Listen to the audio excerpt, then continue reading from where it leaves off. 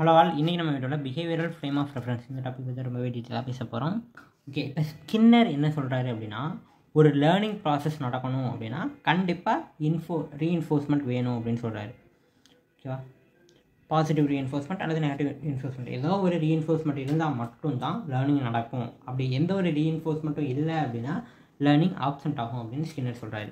Okay, இப்போ பிஹேவியரை வச்சு வரக்கூடிய நம்ம ஃப்ரேம் ஆஃப் ரெஃபரன்ஸை நிறையா டைப்பாக பிரிக்கலாம். ஓகேவா, ஸோ இதில் மேஜராக பார்த்தோம்னா ஃபஸ்ட்டு பிஹேவியரல், அடுத்ததாக பயோமெக்கானிக்கல் அண்டு ரீஹாபிலிட்டேட்டிவ். ஸோ இந்த ஃப்ரேம் ஆஃப் ரெஃபரன்ஸ் ரீஹாபிலிட்டேட்டிவ்.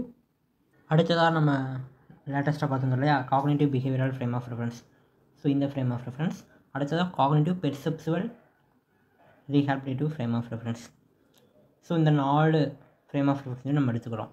ஓகேவா, ஸோ இது 4லையும் வரக்கூடியதை நம்ம பிஹேவியரில் இது பண்ணிக்கலாம். ஓகே, எல்லா கண்டிஷனுக்கும் பிஹேவியரல் மாடிஃபிகேஷன் பண்ணிக்கலாம். ஓகே, இப்போ பயோமெக்கானிக்கல் அண்ட் ரீஹாபிலிட்டேட்டிவ்க்கு யார் யார் இது பண்ணலாம்னா, ஃபிசிக்கல் டிசபிலிட்டி இருக்கவங்க நம்ம ட்ரீட் பண்ணலாம். ஓகேவா, காக்னிட்டிவ் பெர்செப்சுவல் இது யாருக்கெல்லாம் இது பண்ணுவோம் அப்படின்னா, traumatic brain injury, stroke, mental illness, அதே போல் rehab, drug abuse, so drug alcohol அவங்களாம் ரீஹேப் பண்ணுறோம் இல்லையா, ஸோ அவங்களுக்குலாம் காக்னிட்டிவ் பிஹேவியரல். ஆனால் இதில் யார் யார் வரமாட்டாங்க அப்படின்னா, எக்ஸப்ட்டு சைக்கோசிஸ், எமோஷனல் டிஸார்டர் இவங்களாம் வரமாட்டாங்க. எமோஷனல் ஆஸ்பெக்ட்லாம் எந்த டிஸார்டர் இருந்தாலும் வரமாட்டாங்க. ஓகேவா, ஸோ அதே போல் காக்னிட்டிவ் பெர்செப்ஷன் அப்படின்னா இவங்க எல்லாருமே வருவாங்க. மென்டல் இல்னஸில் இருக்கக்கூடிய எல்லாருமே இதுலேயும் வருவாங்க. Brain injury, stroke. Okay, so இதெல்லாம் பார்த்தோன்னா எந்தெந்த ஃப்ரேம் ஆஃப் ரெஃபரன்ஸை யார் யாருக்கு அப்ளை பண்ணலாம் அப்படிங்கிறத பார்க்குறோம். இது எல்லாத்துக்கும் அப்ளை பண்ணக்கூடிய one of the frame of reference தான் பிஹேவியரல் ஃப்ரேம் ஆஃப் ரெஃபரன்ஸ். ஓகேப்பா, பிஹேவியரை பற்றி ஏகப்பட்ட தியரிஸ் இருக்குது. ஓகேவா, அது நமக்கு தெரிஞ்சது தான். ஸோ அதில் மேஜர் தியரிஸ் கொடுத்தவங்க யார் யார் அப்படின்னு பார்த்தோன்னா, பாவ்லோவ் அப்படிங்கிறவர், ஸ்கின்னர் அப்படிங்கிறவர். பாவ்லோவ் கொடுத்தது நமக்கு தெரிஞ்சது தான். நம்ம ஃபஸ்ட் இயரில் சைக்காலஜியில் படிச்சிருப்போம், கிளாசிக்கல் கண்டிஷனிங் அப்படின்ட்டு. ஸ்கின்னரையும் நம்ம படிச்சிருப்போம், ஆப்பரண்ட் கண்டிஷனிங் அப்படின்னு. இதெல்லாம் நம்ம தியரி ஆஃப் லேர்னிங்கில் கண்டிப்பாக படிச்சிருப்போம். ஸோ இந்த மாதிரி நிறைய பேர் கொடுத்த தியரிஸ் தான் பிஹேவியர் அப்படின்ற ஒரு டேர்மே கொண்டு வந்து அதை வந்து பெருசாக பேச வச்சுது. ஓகே, இப்போ பிஹேவியர் மாடிஃபிகேஷன். ஸோ இங்கே இந்த பிஹேவியரல் ஃப்ரேம் ஆஃப் ரெஃபரன்ஸில் என்ன பண்ணுவோம் அப்படின்னா, பிஹேவியர் மாடிஃபிகேஷன் தான் அதிகமாக பண்ணுவோம். ஓகே, இப்போ பிஹேவியர் மாடிஃபிகேஷன் அப்படின்னா என்ன, நம்ம ட்ரீட்மெண்ட்டில் பண்ண போகிறது இதுதான். இப்போ பிஹேவியர் மாடிஃபிகேஷன் தான் பண்ண போகிறோம். ஸோ இப்போ அன்டிசைடபிள் பிஹேவியர் இருக்குது அப்படின்னா, இப்போது அவங்களுக்கு சாப்பிட்றது பிடிக்கல அப்படிங்கிறப்ப அதை டிசைடபிளாக மாற்றணும். ஸோ எப்படி டிசைடபிளாக மாற்றலாம், அவங்களுக்கு ரீஇன்ஃபோர்ஸ்மெண்ட், பாசிட்டிவ் ரீஇன்ஃபோர்ஸ்மெண்ட் கொடுத்து, ரீஇன்ஃபோர்ஸ்மெண்ட்னா வேறு ஒன்றும் இல்லைப்பா, ஸ்ட்ரென்தனிங் பண்ணுறது. ஓகேவா, ஸோ அந்த ஆக்டிவிட்டி செய்யும்போது அவங்கள என்கரேஜ் பண்ணி அதை ஸ்ட்ரென்தனிங் பண்ணோம் அப்படின்னா அதான் ரீஇன்ஃபோர்ஸ்மெண்ட். ஓகேவா, ஸோ அதுவே அவங்க டிசைடபிள் ஆக்டிவிட்டியை பார்த்தோன்னா, ஸோ வேறு ஏதாவது தேவையில்லாத ஆக்டிவிட்டி பண்ணுறாங்க அப்படின்னா அதை பார்த்தோன்னா நம்ம நெகட்டிவ் ரீஇன்ஃபோர்ஸ்மெண்ட் கொடுத்து அதை நம்ம அந்த பிஹேவியரை மாடிஃபை பண்ணலாம். ஓகேவா, ஸோ இதுதான் நம்ம பிஹேவியர் மாடிஃபிகேஷன் அப்படின்னு சொல்லுவோம். ஸோ இதை யாருக்கெல்லாம் யூஸ் பண்ணலாம் அப்படின்றத பார்ப்போம். இப்போ மேக்ஸிமம் பிஹேவியர் மாடிஃபிகேஷன் யாருக்கெல்லாம் யூஸ் பண்ணுவோம் அப்படின்னா, OCD, okay, obsessive and compulsive disorder இருக்குது. அதே போல் ஏடிஹெச்டி, அட்டென்ஷன் டெஃபிசிட் இருக்கு இல்லையா, ஸோ அவங்களுக்கு நம்ம யூஸ் பண்ணுவோம். அடுத்ததாக ஃபோபியா இருக்கவங்களுக்கு யூஸ் பண்ணுவோம். ஓகேவா, பிஹேவியர் மாடிஃபிகேஷன். ஃபோபியானா பயப்படுறது, ஓகேவா, தேவையில்லாமல் பயப்படுவாங்க. ஓகேவா, ஸோ அதுலேயும் நிறைய ஃபோபியாஸ் இருக்குது. ஹைட்ரோஃபோபியானா தண்ணிக்கு பயப்படுறது, அந்த மாதிரி. ஓகே, அடுத்ததாக ஆங்ஸைட்டி டிஸார்டர், தேவையில்லாமல் பதட்டப்படுவாங்க. ஸோ ஆங்ஸைட்டி டிஸார்டர்ஸ்க்கெலாம் இதை யூஸ் பண்ணிக்கலாம். அதே போல் எதுக்குன்னே தெரியாமல் ஒரு விஷயத்தில் மட்டும் ஆர்வமாக இருந்து தேவையில்லாமல் ஏதாவது ஒரு ஆக்டிவிட்டி பண்ணிகிட்டு இருப்பாங்க. ஓகேவா, ஸோ அந்த மாதிரி பேஷண்ட்டுக்கு நம்ம இந்த பிஹேவியர் மாடிஃபிகேஷன் பண்ணிக்கலாம். ஓகே, இப்போது நம்ம இந்த பிஹேவியர் மாடிஃபிகேஷன் பண்ணுறதோடைய ஃபோக்கஸ் என்ன, ஓகேவா, இந்த ஃப்ரேம் ஆஃப் ரெஃபரன்ஸோடைய ஃபோக்கஸ் என்ன அப்படின்னா, அவங்களுக்கு அன்கான்ஷியஸ் மைண்ட்லேருந்து தான் மோட்டிவேஷன் வரும். ஓகேவா, ஸோ அவங்க கான்சியஸாக நான் இந்த வேலையை திரும்ப திரும்ப பண்ணணும், இதுக்கு பயப்படணும் அப்படின்னு அவங்க கான்சியஸாக எதுவுமே பண்ணலை. ஓகேவா, ஸோ அன்கான்ஷியஸ் மோட்டிவேஷன் தான் அவங்கள இந்த பிஹேவியருக்கு மாற்றுது. ஸோ அந்த அன்கான்ஷியஸ் மோட்டிவேஷனை நம்ம ரூல் அவுட் பண்ணணும். அதே போல் அந்த பிஹேவியர் எந்த லெவலில் இருக்குது அப்படிங்கிறத அப்சர்வ் பண்ணி மெஷர் பண்ணணும். ஓகேவா, அதே போல் அவங்களுக்கு இந்த பிஹேவியர் மாடிஃபிகேஷனை இம்ப்ளிமெண்ட் பண்ணி அவங்களுக்கு புது புது விஷயங்களை லேர்ன் பண்ணி கொடுக்கணும். ஓகேவா, இதில் பார்த்தோன்னா காக்னிஷனும் இன்க்ளூட் ஆகும். ஸோ இது directly opposite to the psychoanalytic theory. So psychoanalytic தியரியில் என்ன பண்ணோம், அன்கான்ஷியஸ் மைண்டில் இருக்கக்கூடிய விஷயங்களை வெளிக்கொண்டு வரணும் அப்படின்னு நினச்சோம். ஆனால் இங்கே அன்கான்ஷியஸ் மோட்டிவேஷனை கம்ப்ளீட்டாக ஸ்டாப் பண்ணணும் அப்படின்னு நினைக்கிறோம். ஓகேவா, ஸோ இவங்க 2 பேரும் ஆப்போசிட். ஓகேவா, சைக்கோ அனாலிட்டிக்கில் அன்கான்ஷியஸ் மைண்டில் இருக்கக்கூடிய ரெப்ரெஸ்டு திங்ஸை எக்ஸ்பிரஸ் பண்ண வச்சோம். இங்கே பிஹேவியரில் பார்த்தோம்னா ஆல்ரெடி எக்ஸ்பிரஸ் ஆகிக்கிட்டு இருக்கக்கூடிய அன்கான்ஷியஸ் மைண்டில் இருக்கக்கூடிய தாட்ஸ் எல்லாத்தையும் ரெப்ரெஸ் ஆக வைக்கிறோம். ஸோ அப்படி தான் இருக்கும். ஓகேவா? தியரிஸ்லாம் படிக்கும்போது கொஞ்சம் மண்டை காயிற மாதிரி தான் இருக்கும். ஆனால் இதை நம்ம ட்ரீட்மெண்ட் பண்ணும்போது நமக்கு ரொம்பவே ஈஸியாக இந்த விஷயம்லாம் சிம்பிளாக நமக்கு இருக்கும். ஓகே, இப்போ நம்ம தியரிஸ்லாம் பார்ப்போம். தியரிட்டிக்கல் பேசிஸ் நம்ம சொன்னோம் இல்லையா, பாவ்லோ வந்து கிளாசிக்கல் கண்டிஷனிங் கொடுத்தாரு அப்படின்ட்டு. ஸோ உங்களுக்கு தியரி ஆஃப் லேர்னிங் பார்த்தோன்னா நம்ம ஆல்ரெடி சைக்காலஜியில் தனி வீடியோ அப்லோட் பண்ணியிருக்கோம். ஸோ அந்த வீடியோ வேணும் அப்படின்னா டிஸ்கிரிப்ஷனில் லிங்க் இருக்குது, போய் பார்த்துக்கோங்க.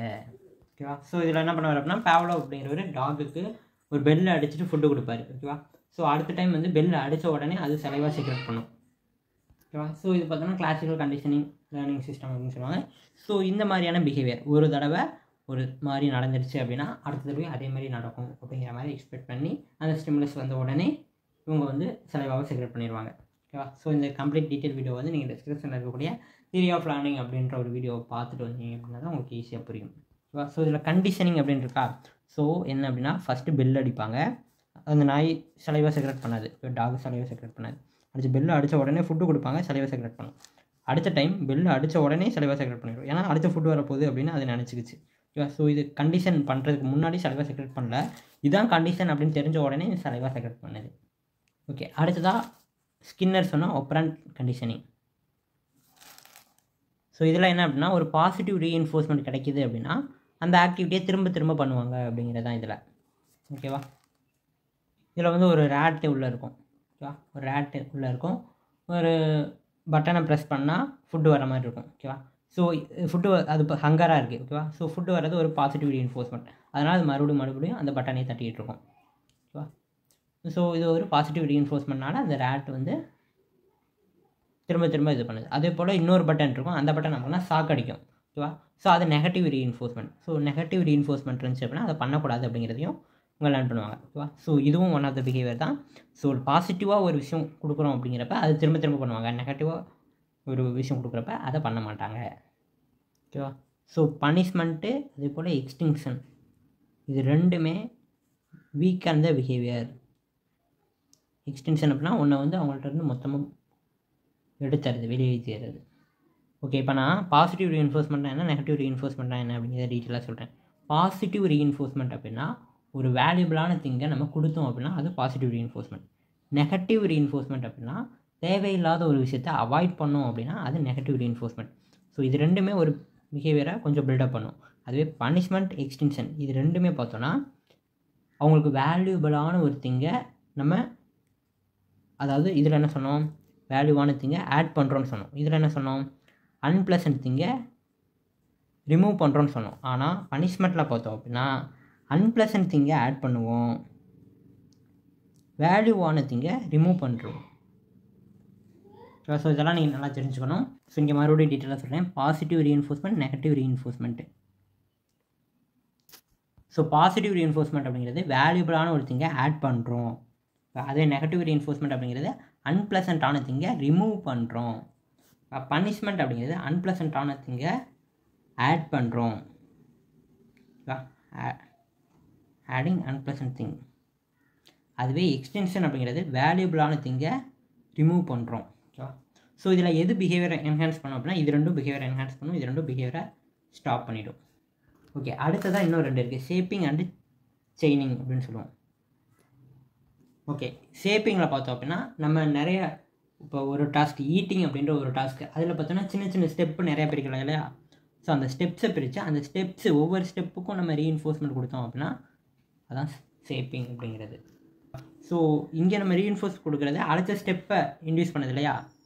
ஸோ அந்த ஸ்டெப்பை கம்ப்ளீட் பண்ணுறதுக்கு நம்ம என்கரேஜ் பண்ணோம் அப்படின்னா அது ஷேப்பிங். அடுத்த ஸ்டெப்பை அது இன்ஃப்ளூயன்ஸ் பண்ணிச்சு அப்படின்னா அது செயினிங். ஓகேவா? இது அந்த ஸ்டெப்பை கம்ப்ளீட் பண்ணுறதுக்கு ஹெல்ப் பண்ணுச்சுன்னா ஷேப்பிங், அடுத்த ஸ்டெப்பை ஸ்டிமுலேட் பண்ணிச்சு அப்படின்னா அது செயினிங். ஒரு ஆக்டிவிட்டியை பார்ட்டாக பிரித்து ஸ்டெப் பை ஸ்டெப்பாக பிரித்து கொடுக்குறோம், அதே ஸ்டெப்பு அதுக்கு அடுத்த ஸ்டெப்பு. ஸோ எக்ஸாம்பிளுக்கு நம்ம ஒரு டிஷர்ட் போடுறோம் அப்படின்னா அதுக்கு என்னென்ன பண்ணுவோம், ஃபஸ்ட்டு ஹேண்டை தூக்கணும், ஒவ்வொரு ஸ்டெப்பாக நம்ம பண்ணணும் இல்லையா. ஸோ அந்த மாதிரி. ஓகே, அதுவே இப்போது பிஹேவியர் நமக்கு ஹேபிட்டாக மாறிடுச்சு, டெய்லி அதையே பண்ணி நமக்கு ஹேபிட்டாக மாறிடுச்சு அப்படின்னா அதுக்கு ரீஎன்ஃபோர்ஸ்மெண்ட் தேவையே இல்லை. Reinforcement not necessary. ஸோ ஏன் அப்படின்னா ஹேபிட் டிமினிஷ் த கான்ஷியஸ் அட்டென்ஷன் அப்படின்னு சொல்லலாம். இப்போ நான் எழுதிக்கிட்டு இருக்கேன் அப்படின்னா என்னோட அட்டென்ஷன் கம்ப்ளீட்டாக அதில் இருக்கணும் அப்படின்றது கிடையாது. ஓகேவா? ஏன்னா நான் நிறைய நாள் இதே பண்ணிகிட்டு இருக்கேன். அதனால் என் அட்டென்ஷனே இல்லாமல் கூட என் சப்கான்ஷியஸ் மைண்டில் இருந்தே கூட நான் எழுதுவேன். ஓகேவா? So habit makes the conscious attention diminish பண்ணுது. ஸோ இதை குறைக்குது. இப்போ எக்ஸாம்பிள் நீங்கள் ஸ்மோக் பண்ணிகிட்டு இருக்கீங்க அப்படின்னு வச்சுக்கலாம். ஸோ ஃபஸ்ட் டைம் தான் நீங்கள் ஸ்மோக்கிங்கை வாலண்டியராக கையில் பிடிச்சி அதை வந்து ஸ்மெல் பண்ணி இது பண்ணிகிட்டு இருப்பீங்க. அடுத்த டைம்லாம் நீங்கள் வந்து உங்களோட கான்ஷியஸ் அட்டென்ஷன் கம்மியாகிடும். இப்போ நீங்களாம் அந்த ஆக்டிவிட்டியை பெர்ஃபார்ம் பண்ண ஆரம்பிச்சுவீங்க. அது ஏன்னா ஹேபிட்டாக மாறிடுச்சு அப்படிங்கிறனால. ஸோ இங்கே பார்த்தோன்னா மோட்டிவேஷன் இல்லை அப்படின்னா தான் நம்ம ரீஇன்ஃபோர்ஸ்மெண்ட் தேவை. மோட்டிவேஷன் ஆல்ரெடி இருக்குது அப்படிங்கிறப்ப ரீஇன்ஃபோர்ஸ்மெண்ட் தேவையில்லை, என்கரேஜ்மெண்ட் தேவையில்லை. ஓகே, அடுத்ததாக ஃபங்க்ஷன் அண்ட் டிஸ்ஃபங்க்ஷன் கிரிட்டேரியா பார்ப்போம். Okay, acquisition of adaptive behaviour. Adaptive பிஹேவியரை நம்ம கைப்பற்றுறதுக்கு இந்த பிஹேவியரல் மாடிஃபிகேஷன் தேவை. ஓகேவா? அதாவது இப்போ நான் ஒரு ஆக்டிவிட்டி பண்ணிகிட்ருக்கேன், என்னோடய ஆக்டிவிட்டி நான் சேஞ்ச் பண்ண போகிறேன் அப்படின்னா அதை நம்ம அக்யூர்டு அதில் வந்து அக்யூசிஷன் பண்ணோம் இல்லையா, அதை வந்து நம்ம அதுக்கு தகுந்த மாதிரி நம்ம இருந்துக்கணும். ஓகேவா? ஸோ அதுக்கு நமக்கு பிஹேவியரல் மாடிஃபிகேஷன் தேவை. ஓகேவா? ஸோ பாசிட்டிவ் ரீஇன்ஃபோர்ஸ்மெண்ட்லாம் இருந்தால் மட்டும்தான் நம்ம அதிலேயே தங்கியிருப்போம். ஸோ அப்போ வந்து நமக்கு பனிஷ்மெண்ட்டோ அல்லது ஏதாவது எக்ஸ்டென்ஷன் நமக்கு ஏதாவது ஒன்று இழக்கிற மாதிரி இருக்குது அப்படின்னா நம்ம அந்த பிஹேவியரை கற்றுக்க மாட்டோம். அதே போல் பிஹேவியரல் கோல் அண்ட் அப்ஜெக்டிவ்ஸ் இதெல்லாம் பொறுத்து தான் அது எப்படி ஃபங்க்ஷன் ஆகுது அப்படிங்கிறது இருக்குது. பிஹேவியர் கோல் அப்படிங்கிறது ப்ரொஃபஷனல் பிஹேவியர் கோலாக இருக்கலாம், ஃபேமிலிக்கு ஹெல்ப் பண்ணுற மாதிரி இருக்கலாம், ஃபினான்ஷியலாக இருக்கலாம், ஸ்பிரிச்சுவலாக இருக்கலாம். ஓகேவா? ஸோ ஏதாவது ஒன்றுக்கு ஹெல்ப் பண்ணுற மாதிரியான இருக்கலாம். எக்ஸாம்பிளுக்கு ஃபேமிலியை வச்சுக்கலாம். அதே போல் பிஹேவியரல் அப்ஜெக்டிவ் அப்படிங்கிறது நம்ம ஷார்ட் டேர்ம் பிஹேவியர் ஸ்டெப் வச்சா தான் அது லாங் டேர்ம் கோலாக மாறும். கம்ப்ளீட்டாக அந்த பர்சனுடைய பிஹேவியரை சேஞ்ச் பண்ணணும், பிஹேவியர் மாடிஃபிகேஷன் பண்ணோம் அப்படின்னா ஃபஸ்ட்டு ஷார்ட் டேர்ம் ஸ்டெப்ஸ் வச்சு அவங்கள கொஞ்சம் கொஞ்சமாக சேஞ்ச் பண்ணி அதுக்கப்புறம் தான் நம்ம லாங் டேர்மாக பெரிய அளவுக்கு அவரை சேஞ்ச் பண்ண முடியும். ஓகேவா? ஸோ இதில் கோல் பார்த்தோன்னா set by the therapist and client 2 பேருமே சேர்ந்து தான் கோலை செட் பண்ணுவாங்க. ஓகேவா? ஸோ கோலை செட் பண்ணுறதுக்கு முன்னாடி எல்லா விஷயமுமே கண்டிப்பாக ட்ரீமாக தான் இருக்கும். கோலை செட் பண்ணி நீங்கள் ஒர்க் பண்ண ஆரம்பித்தா மட்டும்தான் அதை வந்து மாடிஃபை பண்ணி நம்ம கொண்டு வர முடியும். ஸோ அப்படி இல்லை அப்படின்னா நீங்கள் ட்ரீம்லேயே வாழ்ந்துட்டு போயிடலாம்.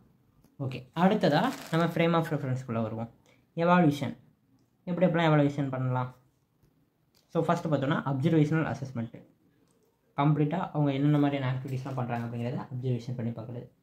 அதே போல் ஸ்ட்ரெஸ் மேனேஜ்மெண்ட் கொஸ்டினரி. ஒரு கொஸ்டினரி கொடுத்துட்டு அதில் அவங்க எந்த அளவுக்கு ஸ்ட்ரெஸ்ஸை மேனேஜ் பண்ணுறாங்க அப்படிங்கிறத நம்ம தெரிஞ்சுக்கலாம்.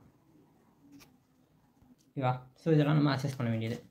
அடுத்ததாக இன்டர்வென்ஷனில் நான் ஆல்ரெடி சொன்னதான் ஷேப்பிங் அண்டு செயினிங். ஷேப்பிங்னா என்ன? சின்ன சின்ன பார்ட்ஸாக பிரித்து ஒவ்வொரு பார்ட்டுக்கும் நம்ம ரீஇன்ஃபோர்ஸ்மெண்ட் கொடுக்கணும் ஒரு ஆக்டிவிட்டியில். செயினிங்னா அந்த ஆக்டிவிட்டி முடிஞ்சோடனே அதுக்கு அடுத்த விஷயத்தை இன்டியூஸ் பண்ணுற மாதிரி இருக்கணும், அடுத்த ஸ்டெப்பை இன்டியூஸ் பண்ணுற மாதிரி இருக்கணும். அதுவே நெகட்டிவ் பிஹேவியர் பண்ணுறாங்க அப்படின்னா எக்ஸ்டிங்ஷன், அவங்களுக்கு நெகட்டிவ் அதாவது வேல்யூவை இழக்கிற மாதிரி, அவங்க வேல்யூபிளான திங்ஸை இழக்கிற மாதிரி பண்ணணும். ஓகேவா? அப்போ அவங்க அதை திரும்ப பண்ண மாட்டாங்க. அதே போல் பிஹேவியர் மாடிஃபை பண்ணும்போது ரிலாக்ஸேஷன் டைமிங் கண்டிப்பாக கொடுக்கணும். ரிலாக்ஸேஷன் டைமிங் கொடுக்காம நம்ம மாடிஃபை பண்ணி ஒன்றும் ஆக போகிறதில்ல. அதே போல் சிஸ்டமேட்டிக் டீசென்சிட்டைசேஷன். ஸோ தேவையில்லாத பிஹேவியர் இருக்குது அப்படின்னா அதை நம்ம கண்டுக்கக்கூடாது, அதை சென்ஸ் பண்ணிக்கக்கூடாது. அதே போல் அவங்களுக்கு நல்ல ஒரு ஸ்கில்ஸை டீச் பண்ணணும். ஓகே கைஸ், இன்றைக்கி நம்ம வீடியோவில் பிஹேவியரல் மாடிஃபிகேஷன், ஓகேவா?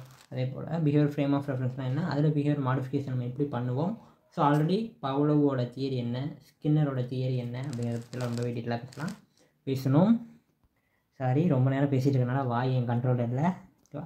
ஸோ அதே போல் அவங்களுடைய தியரிஸை எப்படி நம்ம நேச்சுரலாக கொண்டு வரலாம், அதில் பாசிட்டிவ் ரீஇன்ஃபோர்ஸ்மெண்ட்னா என்ன, பனிஷ்மெண்ட்னா என்ன, எக்ஸ்டென்ஷன்னா என்ன அப்படிங்கிறது ரொம்பவே டீட்டெயிலாக பேசியிருக்கோம். ஓகே கைஸ், தேங்க்ஸ் ஃபார் வாட்சிங். டாடா.